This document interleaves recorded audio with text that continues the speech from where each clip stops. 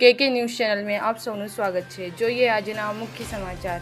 26/5/2024 મુસ્લિમ સેવા સંઘ સુરતની ટીમ દ્વારા દિવાળી બાગ એસએમસી કોમ્યુનિટી હોલ અડાજણ પાટિયા સુરતમાં સર્વધર્મના વિદ્યાર્થીઓ માટે ટ્રોફી અને સર્ટિફિકેટ આપવાનું કાર્યક્રમ રાખવામાં આવ્યું હતું, જેમાં આ વર્ષે 10મા અને 12મા ધોરણમાં A1, A2, B1 અને B2 લાવવાવાળા બધા વિદ્યાર્થીઓને ટ્રોફી અને સર્ટિફિકેટ આપી સન્માનિત કરવામાં આવ્યું હતું। બ્યુરો રિપોર્ટ કે ન્યૂઝ સુરત।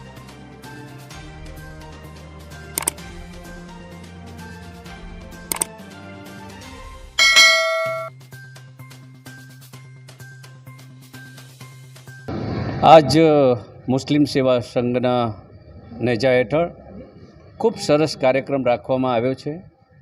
10 અને 12મા ધોરણમાં જે પણ ઉત્તીર્ણ સારા અવ્વલ ક્રમાંક પર આવેલા હોય એવા બાળકોને સન્માનિત કરવાનો, એમને પ્રોત્સાહિત કરવાનો, જેથી ભણવાની અંદર લોકોની રુચિ વધે। એટલે આટલો સરસ કાર્યક્રમ મુસ્લિમ સેવા સંઘ સુરત તરફથી રાખવામાં આવ્યો છે।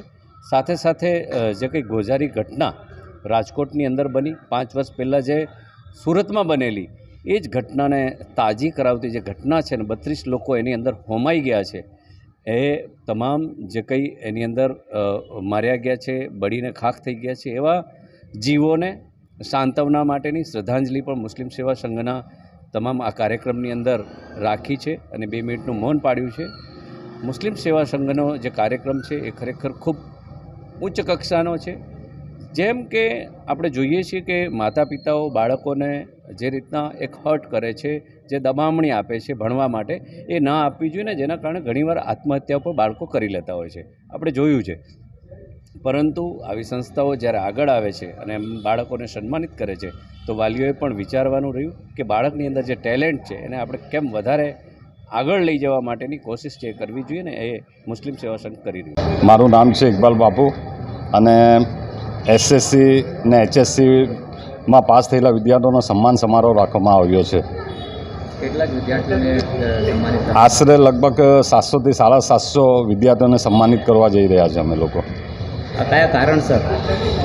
આ એજ્યુકેશનનું સ્તર આગળ વધે અને છોકરાઓનો ઉત્સાહ વધે તેના માટે અમે લોકો 2022, 2023 અને આ 2024માં સન્માનિત કાર્યક્રમ કરી રહ્યા છે।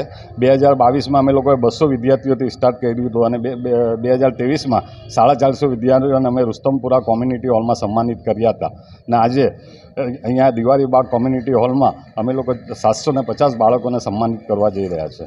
શિક્ષા વિશે તમે શું કહેવા માગો છો પેરેન્ટ્સને, કે શિક્ષા કેટલી જરૂરી છે આજના ટાઈમમાં? આજના ટાઈમમાં અમારો મુસ્લિમ સેવા સંઘનો મતલબ ઉદ્દેશ્ય જ એ છે કે એજ્યુકેશન પર અમે લોકો કામ કરીએ છીએ, રોજગાર પર કામ કરીએ છીએ અમે લોકો, અને સામાજિક કાર્યોમાં અમે લોકો અક્ષર ભાગ લઈએ છીએ કે વિદ્યાર્થીઓને મતલબ કે પ્રોત્સાહન મળી રહે, અને અમે લોકો માફીની બી સુવિધા અમે લોકો કરીએ છીએ। આપણે આ સંસ્થાની શાખા કયા રાજ્યોમાં છે? લગભગ 16 થી 17 રાજ્યોમાં અમારી સંસ્થાની મતલબ કે શાખાઓ છે અને એમાં લગભગ 42 લાખ લોકો જોડાયેલા છે। સુરત શહેરની અધ્યક્ષ નઝમા પટેલ।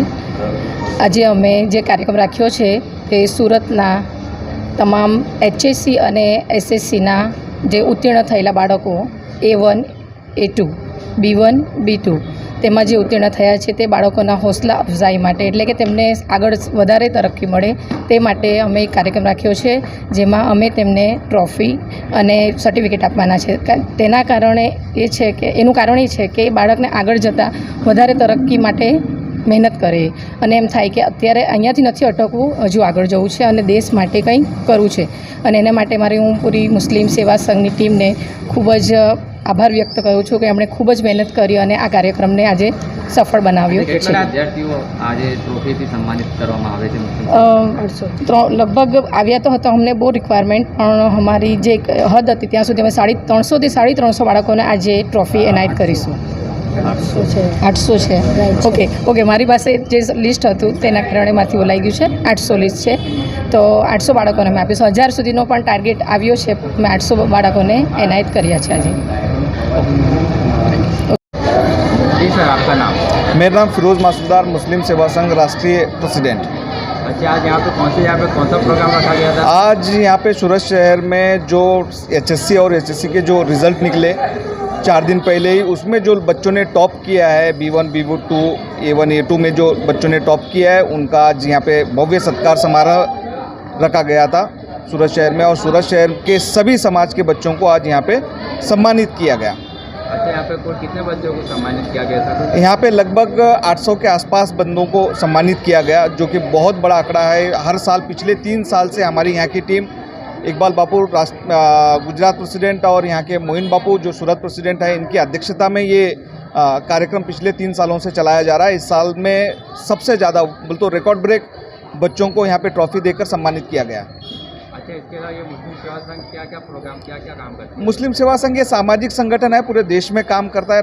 22 राज्यों में देश के काम कर रहा है और इस सामाजिक कामों में अग्रसर रहा है। कोविड के टाइम में आपने देखा होगा, कहीं पे बाढ़ आने दो या कहीं पे कोई आपत्ति होती है या कोई कहीं पे नैसर्गिक आपत्ति होती है, उसमें बढ़ चढ़ के हिस्सा लेती है मुस्लिम सेवा संघ। समाज के और देश हित में काम करने वाला सबसे बड़ा ऑर्गेनाइजेशन है। अच्छा, हमारे चैनल के माध्यम से आप एजुकेशन को लेकर क्या मैसेज देना चाहोगे? आज यहाँ पे आकर बहुत खुशी हुई और गर्व भी हुआ कि हमारे समाज के और बाकी समाज के जो पिछड़ा समाज के जो बच्चे हैं बड़े ताकत से आगे बढ़ रहे हैं और बड़ी मेहनत करके टॉपर बन रहे हैं। और हमें खुशी है इस बात की कि समाज में सबसे ज़्यादा लड़कियां टॉप करके आगे बढ़ रही हैं, और उनके पेरेंट को भी हम अभिनंदन करते हैं, उनका भी अभिनंदन करते हैं कि उनका बहुत बड़ा योगदान उसके पीछे है और उनको बहुत बधाइयाँ देते हैं। हमसे बात करने के लिए आपका बहुत बहुत शुक्रिया। Thank you.